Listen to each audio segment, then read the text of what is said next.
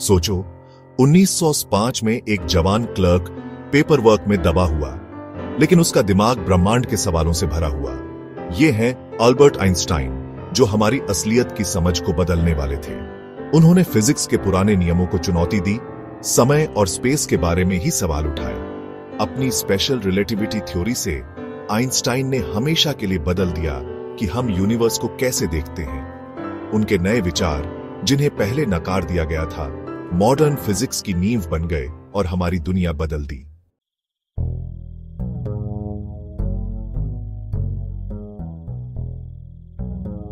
छोटी उम्र से ही आइंस्टाइन की जिज्ञासा उन्हें सबसे अलग बनाती थी। वो हर चीज पर सवाल करते थे, यहां तक कि महान न्यूटन पर भी। वो सोचते थे, अगर समय एक जैसा है तो प्रकाश की गति कैसे एक समान रह सकती है।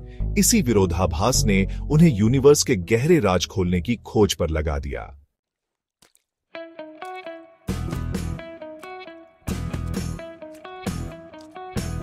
बचपन में आइंस्टाइन सिर्फ रटने से संतुष्ट नहीं थे, वो यूनिवर्स के छुपे हुए नियम समझना चाहते थे।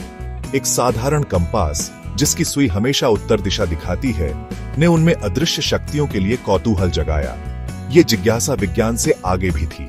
वो परंपराओं और अधिकार पर सवाल उठाते थे, हर नियम के पीछे का तर्क ढूंढते थे। आइंस्टाइन की आजाद सोच और लगातार सवाल पूछने की आदत ने उनकी आगे की खोजों का रास्ता बनाया। ये गुण उन्हें वैज्ञानिक सोच की नींव को चुनौती देने के लिए तैयार करेंगे।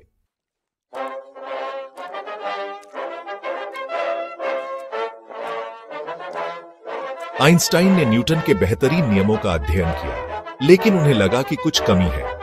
न्यूटन ने दावा किया था कि समय निरपेक्ष है, सबके लिए एक समान चलता है। फिर भी प्रयोगों ने दिखाया कि प्रकाश की गति कभी नहीं बदलती, चाहे देखने वाला कैसे भी गति करे।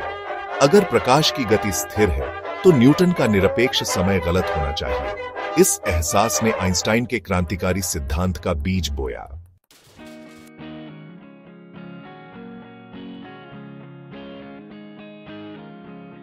आइंस्टाइन के विचार प्रयोगों ने शास्त्रीय भौतिकी में दरारें दिखाईं। उन्होंने प्रकाश की किरण के साथ यात्रा करने की कल्पना की। न्यूटन के नियमों ने भविष्यवाणी की थी कि प्रकाश स्थिर रहेगा, लेकिन प्रयोगों ने इससे असहमति जताई। उन्होंने सिंक्रोनाइज्ड घड़ियों की भी कल्पना की, एक चलती हुई, एक स्थिर। न्यूटन ने कहा कि वे एक साथ टिक करेंगी, लेकिन आइंस्टाइन ने कुछ और देखा। इन साधारण परिदृश्यों ने खुलासा किया कि समय और स्थान पूर्ण नहीं हो सकते हैं। उन्होंने एक ऐसे ब्रह्मांड की ओर इशारा किया जो किसी की कल्पना से कहीं अधिक अजीब था।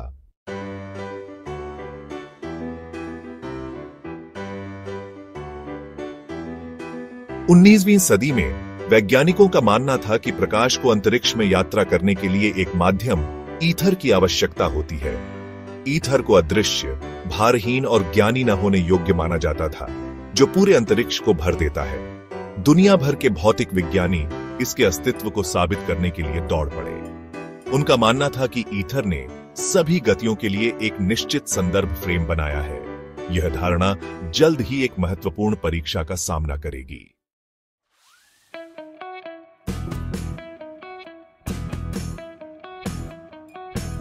(1887) में माइकलसन और मॉर्ले ने एक अभूतपूर्व प्रयोग के साथ ईथर का पता लगाने की शुरुआत की। एक इंटरफेरोमीटर का उपयोग करते हुए उन्होंने प्रकाश की किरणों को विभाजित और पुनर्संयोजित किया। ईथर के माध्यम से पृथ्वी की गति के कारण होने वाली बदलावों की खोज की।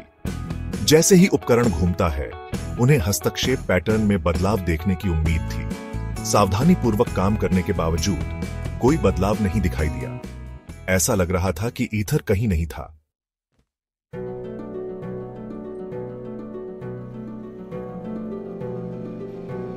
माइकलसन मॉर्ले प्रयोग के अशक्त परिणाम ने वैज्ञानिक दुनिया को स्तब्ध कर दिया। यदि ईथर का अस्तित्व नहीं था, तो प्रकाश किसने चलाया? अंतरिक्ष और समय की वास्तविक प्रकृति क्या थी? प्रयोग ने शास्त्रीय भौतिकी की सीमाओं को उजागर किया। वैज्ञानिक उत्तर के लिए संघर्ष करते रहे, लेकिन कोई भी सबूत में फिट नहीं बैठा। इस विफलता ने एक वैज्ञानिक क्रांति का मंच तैयार किया।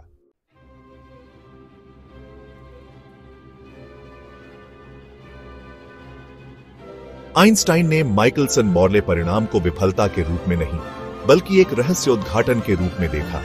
उन्होंने साहसपूर्वक प्रस्ताव रखा, ईथर का अस्तित्व नहीं है। प्रकाश की गति सभी प्रेक्षकों के लिए स्थिर है, चाहे उनकी गति कुछ भी हो। यही अंतर्दृष्टि विशेष सापेक्षता का केंद्र बन गई। आइंस्टाइन का सिद्धांत ब्रह्मांड के बारे में हमारी समझ को हमेशा के लिए बदल देगा।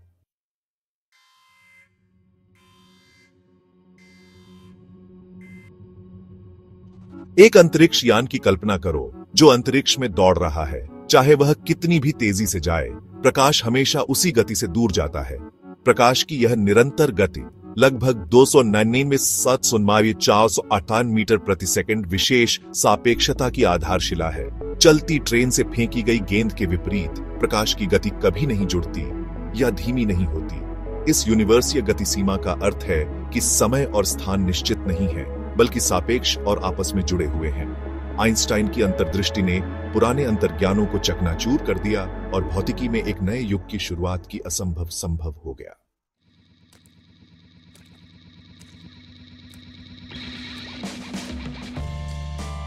विशेष सापेक्षता ने समय के फैलाव का खुलासा किया। प्रकाश की गति के करीब गतिमान वस्तुओं के लिए समय धीमा हो जाता है। दो घड़ियों की तस्वीर, एक पृथ्वी पर, एक तेजी से चलने वाले अंतरिक्ष यान पर। अंतरिक्ष यान की घड़ी पृथ्वी पर लगी घड़ी से धीमी चलती है। आप जितनी तेजी से यात्रा करते हैं, प्रभाव उतना ही अधिक स्पष्ट होता है। यह विज्ञान कथा नहीं है, प्रयोग इसकी बार बार पुष्टि करते हैं। समय जिसे कभी पूर्ण माना जाता था, अब सापेक्ष माना जाता है।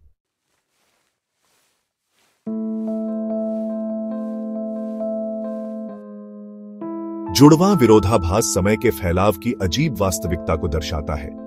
एक जुड़वां पृथ्वी पर रहता है, दूसरा अंतरिक्ष में प्रकाश की गति के करीब यात्रा करता है। जब यात्री लौटता है तो वे अपने भाई बहन से छोटे होते हैं।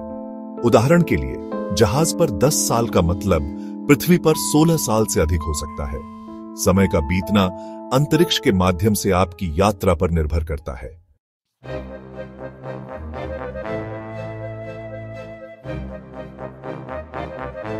विशेष सापेक्षता लंबाई के संकुचन की भी भविष्यवाणी करती है। जैसे जैसे वस्तुएं प्रकाश की गति के करीब आती हैं, गति की दिशा में सिकुड़ती जाती है। पृथ्वी के पास से गुजरता हुआ एक अंतरिक्ष यान एक स्थिर प्रेक्षक को छोटा दिखाई देता है। यह कोई भ्रम नहीं है, यह अंतरिक्ष और समय के परस्पर संबंध का एक वास्तविक प्रभाव है। गति जितनी तेज होगी, संकुचन उतना ही अधिक होगा। अंतरिक्ष और समय के बारे में हमारी धारणाएं पूर्ण नहीं हैं, बल्कि हमारी गति से आकार लेती हैं।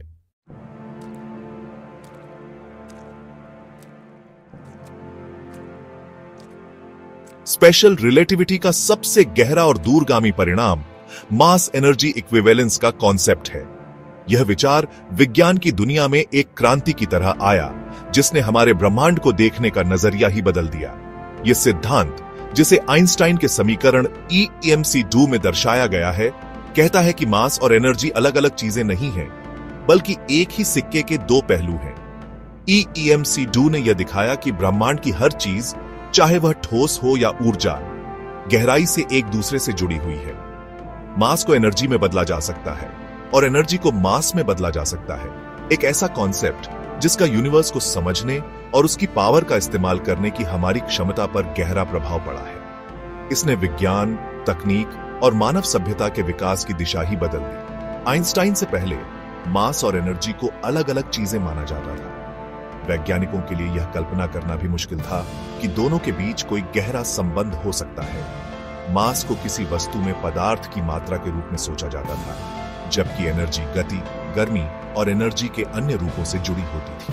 उस समय की तकनीक और विज्ञान इन्हीं सीमाओं में बंधे हुए थे। आइंस्टाइन की क्रांतिकारी सोच यह थी कि मास खुद एनर्जी का एक रूप है, और वह भी बहुत संकेंद्रित रूप में। यह सोच विज्ञान के लिए एक नई दिशा थी, जिसने आगे चलकर कई खोजों की नींव रखी। समीकरण EMC2 मास M और एनर्जी E के बीच गणितीय संबंध बताता है, जहां C वैक्यूम में प्रकाश की गति को दर्शाता है। यह समीकरण जितना सरल दिखता है, उतना ही गहरा और शक्तिशाली है। प्रकाश की गति का वर्ग एक बहुत बड़ी संख्या है, जो इंगित करता है कि थोड़ी सी भी मात्रा को भारी मात्रा में एनर्जी में बदला जा सकता है। यही कारण है कि परमाणु के छोटे से हिस्से में भी अपार ऊर्जा छुपी होती है। इसी से न्यूक्लियर एनर्जी के विकास का रास्ता खुला, शांतिपूर्ण उद्देश्यों के लिए और दुर्भाग्य से विनाशकारी उद्देश्यों के लिए भी।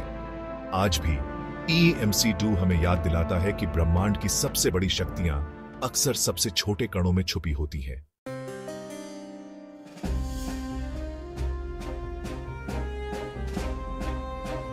आइंस्टाइन का समीकरण EMC2 भौतिकी की दुनिया से आगे बढ़कर एक कल्चरल आइकॉन बन गया है। यह सिर्फ एक गणितीय सूत्र नहीं, बल्कि मानव इतिहास में सबसे अधिक पहचाने जाने वाले विचारों में से एक है। यह वैज्ञानिक प्रतिभा और मानव बुद्धि की शक्ति का प्रतीक है, जिसने विज्ञान की सीमाओं को पार कर आम जीवन में भी अपनी जगह बना ली है। इसकी सुंदरता और सरलता इसके गहरे निहितार्थों को छुपाती है, क्योंकि यह समीकरण ऊर्जा और द्रव्यमान के बीच के गहरे संबंध को दर्शाता है। इसने ब्रह्मांड के बारे में हमारी समझ को पूरी तरह से बदल दिया है और हमें यह सोचने पर मजबूर किया कि पदार्थ और ऊर्जा वास्तव में एक ही सिक्के के दो पहलू हैं। आज भी यह समीकरण हमारी दुनिया को आकार दे रहा है। विज्ञान, तकनीक और रोजमर्रा की जिंदगी में इसकी छाप हर जगह दिखती है। समीकरण का सबसे प्रसिद्ध अनुप्रयोग परमाणु हथियारों में है, जिसने मानवता के इतिहास को हमेशा के लिए बदल दिया। जहां थोड़ी सी मात्रा से निकलने वाली भारी ऊर्जा के विनाशकारी परिणाम होते हैं, और इसने हमें शक्ति और जिम्मेदारी के बीच संतुलन का महत्व सिखाया। हालांकि EMC2 कई अन्य तकनीकी चमत्कारों की भी नींव है, जैसे परमाणु ऊर्जा संयंत्र, जो शांति और विकास के लिए ऊर्जा प्रदान करते हैं। ये संयंत्र बिजली उत्पन्न करने के लिए परमाणु विखंडन से निकलने वाली ऊर्जा का उपयोग करते हैं, जिससे लाखों लोगों के जीवन में रोशनी आती है। और इसके अलावा EMC2 हमें यह समझने में मदद करता है कि कैसे तारे, जिनमें हमारा अपना सूर्य भी शामिल है, परमाणु संलयन के माध्यम से अपनी ऊर्जा उत्पन्न करते हैं, जिससे जीवन संभव होता है। हल्के परमाणु नाभिक को भारी में मिलाने की प्रक्रिया, जिसे फ्यूजन कहते हैं, ब्रह्मांड में ऊर्जा का सबसे बड़ा स्रोत है। इसी प्रक्रिया से भारी मात्रा में ऊर्जा निकलती है, जो पृथ्वी पर जीवन को संभव बनाती है। यह समीकरण वास्तव में ब्रह्मांड के काम करने के तरीके को उसके सबसे गहरे स्तर पर समझाने के लिए मौलिक भौतिकी की शक्ति का प्रमाण है, और यह विज्ञान की खोज की भावना को दर्शाता है। हालांकि आइंस्टाइन की विरासत उनके प्रसिद्ध समीकरण से कहीं आगे तक फैली हुई है। उन्होंने विज्ञान को एक नई दिशा दी। उन्होंने हमें ब्रह्मांड के बारे में अलग तरह से सोचने, कल्पना करने और सवाल पूछने की प्रेरणा दी। उन्होंने हमें सिखाया कि जो हम मानते हैं उस पर सवाल उठाना और नए उत्तर खोजने की जिज्ञासा रखना कितना जरूरी है। ब्रह्मांड की सुंदरता और रहस्य को अपनाने के लिए उन्होंने हमें चुनौती दी, ताकि हम हमेशा आगे बढ़ते रहें। उनका काम वैज्ञानिकों और सपने देखने वालों की पीढ़ियों को प्रेरित करता रहता है, और यह प्रेरणा कभी खत्म नहीं होती। आइंस्टाइन की सोच हमेशा हमारी ज्ञान और कल्पना की सीमाओं को आगे बढ़ाती है, और हमें यह याद दिलाती है कि विज्ञान की यात्रा कभी खत्म नहीं होती।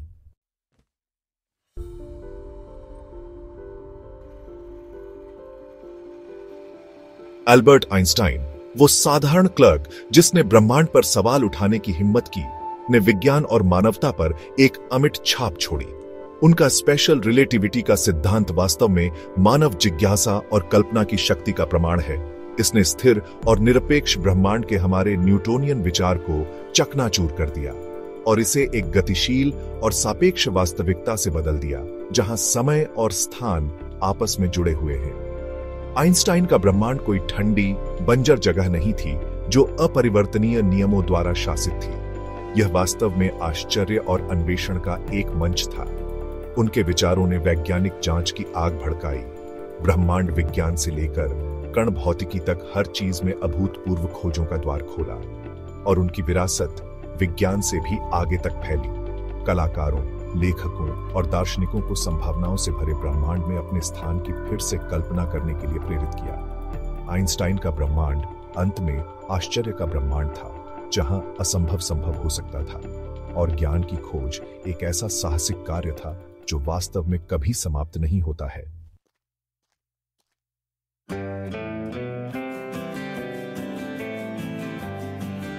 आइंस्टाइन का प्रभाव उनके वैज्ञानिक योगदानों से कहीं आगे तक गया। वे न केवल भौतिकी के क्षेत्र में क्रांति लाए, बल्कि उन्होंने सोचने और सवाल करने के हमारे तरीके को भी बदल दिया। वे एक वैश्विक प्रतीक बन गए, बौद्धिक जिज्ञासा और सत्य की खोज का प्रतीक। उनकी छवि और विचार सीमाओं से परे जाकर हर संस्कृति और समाज में गूंजते हैं। उनके बिखरे बालों, दयालु आंखों और चंचल स्वभाव ने विज्ञान को और अधिक सुलभ और ईमानदारी से कहूं तो सभी के लिए अधिक मानवीय बना दिया। वे दिखाते हैं कि एक वैज्ञानिक भी मजाकिया, संवेदनशील और सहज हो सकता है। उनके उद्धरण अक्सर हास्य और ज्ञान से भरे छात्रावास के कमरों की दीवारों पर समाप्त हो गए और अनगिनत लोगों को अपनी जिज्ञासा को अपनाने के लिए प्रेरित किया। उनकी बातें आज भी लोगों को सोचने और सपने देखने के लिए प्रोत्साहित करती हैं। उन्होंने हमें सिखाया कि यथास्थिति पर सवाल उठाना केवल विद्रोह का कार्य नहीं है, बल्कि वास्तव में एक जिम्मेदारी है, प्रगति और नवाचार के पीछे एक प्रेरक शक्ति। उनके विचारों ने विज्ञान के साथ साथ समाज में भी बदलाव लाने की प्रेरणा दी। उन्होंने हमें दिखाया कि कल्पना केवल बच्चों के लिए नहीं है, बल्कि वास्तव में वैज्ञानिक खोज के लिए एक आवश्यक उपकरण है। उनकी सोच ने यह साबित किया कि कल्पना और तर्क दोनों मिलकर असंभव को संभव बना सकते हैं। उनकी प्रेरणा से आज भी युवा वैज्ञानिक और आविष्कारक नई खोजों के सपने देखते हैं और अपने विचारों को हकीकत में बदलने की हिम्मत जुटाते हैं। और उन्होंने हमें याद दिलाया कि जब हम असंभव प्रतीत होने वाली चुनौतियों का सामना करते हैं, तब भी मानवीय भावना, जिज्ञासा और ज्ञान की प्यास से प्रेरित ब्रह्मांड के सबसे बड़े रहस्यों को उजागर कर सकती है। आइंस्टाइन की विरासत अभी भी वैज्ञानिकों, कलाकारों और सपने देखने वालों की पीढ़ियों को प्रेरित करती है। हम सभी को याद दिलाती है कि ज्ञान की खोज एक यात्रा है, जो आश्चर्य, खोज और मानव जिज्ञासा की स्थायी शक्ति से भरी है। उनकी कहानी हमें यह भी सिखाती है कि जिज्ञासा और कल्पना की कोई सीमा नहीं होती।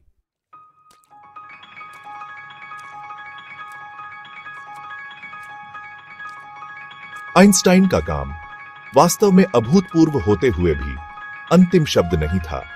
यह अन्वेषण जारी रखने, वैज्ञानिक समझ के झांक क्षितिज से आगे बढ़ने के लिए एक निमंत्रण की तरह था। उनके सिद्धांत जितने सुंदर और शक्तिशाली हैं, उन्होंने नए प्रश्न भी उठाए, नए वाद विवाद छेड़े और वास्तव में ब्रह्मांड की अधिक संपूर्ण समझ की खोज को बढ़ावा दिया। आज भी भौतिक विज्ञानी डार्क मैटर और डार्क एनर्जी के रहस्यों से जूझ रहे हैं। आइंस्टाइन के थ्योरियों को इस बात से मिलाने की कोशिश कर रहे हैं कि ब्रह्मांड वास्तव में अपने सबसे बड़े पैमाने पर कैसे व्यवहार करता है। हर चीज के एकीकृत सिद्धांत की खोज, एक ऐसा सिद्धांत जो प्रकृति की सभी मूलभूत शक्तियों को एकल, सुंदर ढांचे के भीतर समझा सके, वैज्ञानिक जांच को आगे बढ़ाता रहता है और हमारे ज्ञान और कल्पना की सीमाओं को आगे बढ़ाता है।